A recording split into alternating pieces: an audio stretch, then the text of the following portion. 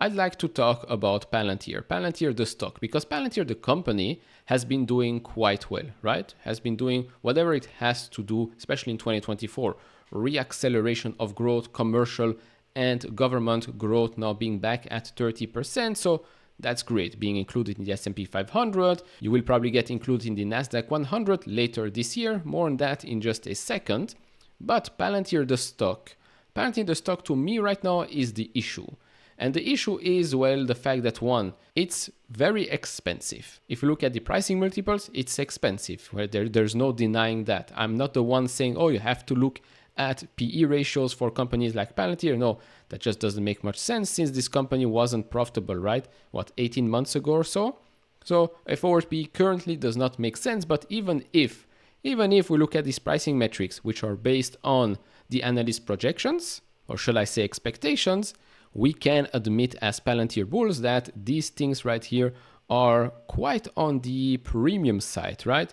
Forward PE 144.4 times, EV to sales 44.1 times, EV to EBITDA 112.6 times. I mean, this is definitely not a cheap ticker to buy. Now, looking at what the analysts are expecting for fiscal 24, 25, 26, you might say, okay, maybe they're underestimating the company yet again, because we've seen that the company is actually growing quicker than what these analysts think, right? Okay, fine, I can admit that. But how much of a revision on the upside do you think we will need to see from the analyst estimates to make these pricing metrics look normal, right? Do we have to grow 30% for the next couple of fiscal years? Do we have to grow 40% for the next couple of fiscal years? And EPS continuing to grow faster than sales? What needs to happen? I've also seen quite a lot of ridiculous stakes right now. Me personally, if you ask me point blank, are you buying Palantir at $65? I'll tell you, no, I'm actually taking profits. Because you know what? Nobody lost money when taking profits. And to be honest, to me, I mean, I've had great success with Palantir, the stock. The stock is up 283 or so % year to date. Amazing, amazing performance. But just because I like the company, just because I like the mission, does not force me to buy this stock at the current price. And I've seen people talk about, oh, they're going to switch from the New York Stock Exchange to the Nasdaq one. That means that, well, they are finding a price floor, which means it cannot go that much lower. Huh? How does that make any sense, right? SMCI was included in the S&P 500, right?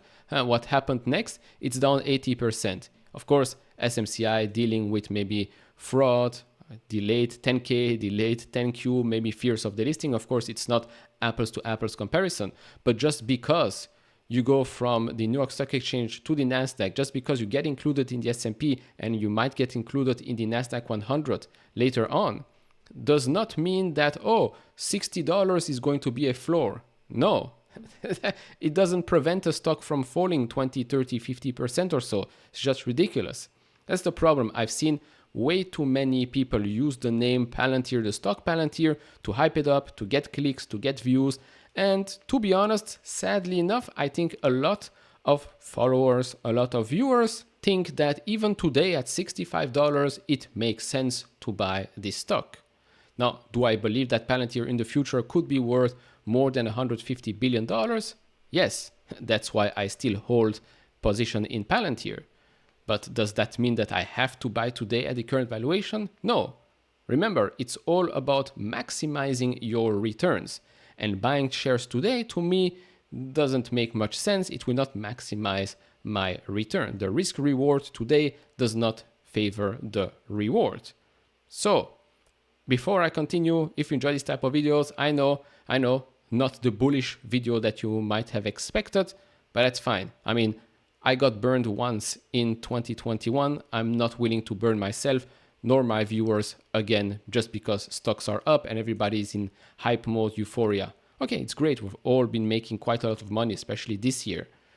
But you do not want to enter 2025 and then start losing everything that you made in 2024. I'm not saying I have a crystal ball and know what's going to happen. No, for the same price next week, we're at $70, right? Maybe even higher.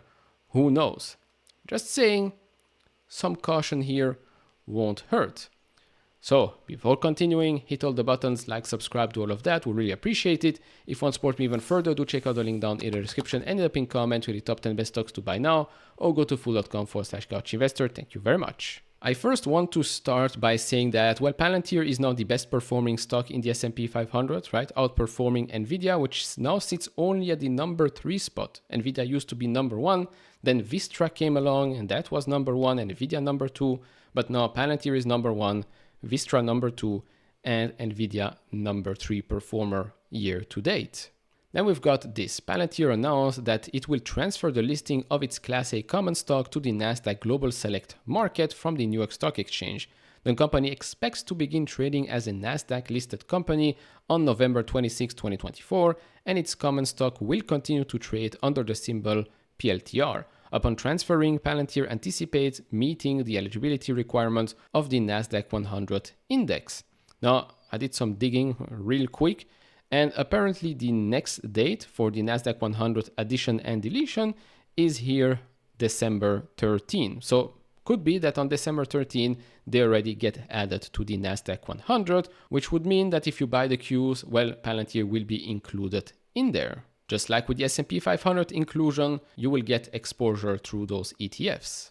And now, the big issue I had, and honestly I couldn't believe this, I thought this was a hack or something, but no. Alex Moore here tweeted out, "We are moving Palantir Tech to Nasdaq because it will force billions in ETF buying and deliver tendies to our retail investors.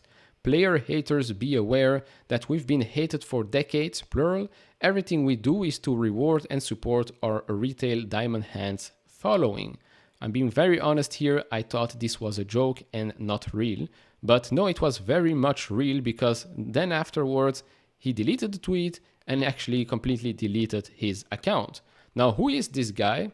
Well, Alex was the first employee and director of operations at Palantir and building the team from one room to 350 people, $100 million in sales, and is now a member of the board. To be honest, this is a very, very bad look. And this is one of the main reasons why I actually made this video, because when these types of things happen, you know that you are pretty close to a top, right? I'm not here to tell you that you should short Palantir, sell all your shares, etc., etc. But when these types of things happen, I mean, you really have to think about what happened in 2021, bubble type of behavior, everything goes up, oh, YOLO this, YOLO that. I mean, for someone to tweet something like this, someone member of the board of directors of Palantir, one of the first employees of the company, I mean, to tweet something like that, yeah, this is not normal, right? This is not normal.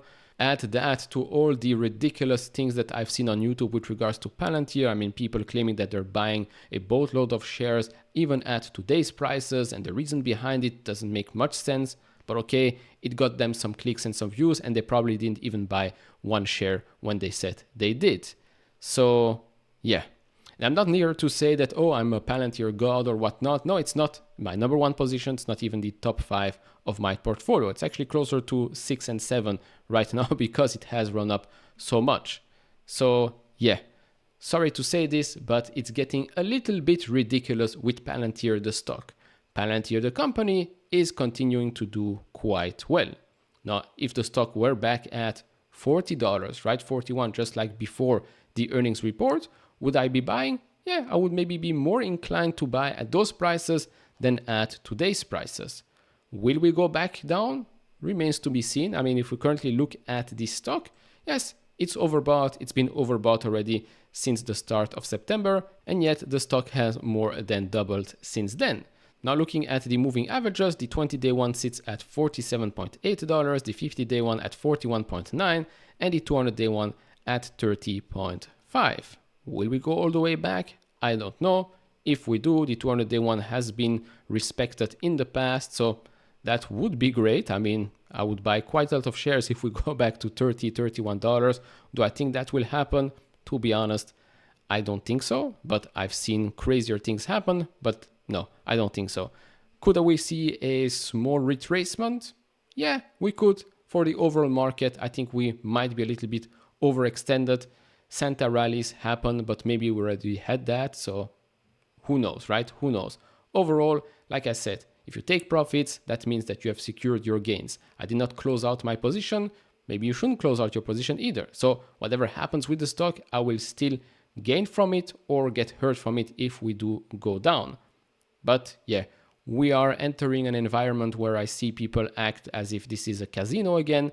I've seen that in the past. I got burned and I'm not doing that again. Yeah, maybe I'm playing it safe. Maybe. But then again, it's my money. So that's basically what I'm doing right now. If you agree, if you disagree, let me know down in the comment section below. Like, subscribe, do all of that. And I'll see you all in the next one. Bye-bye.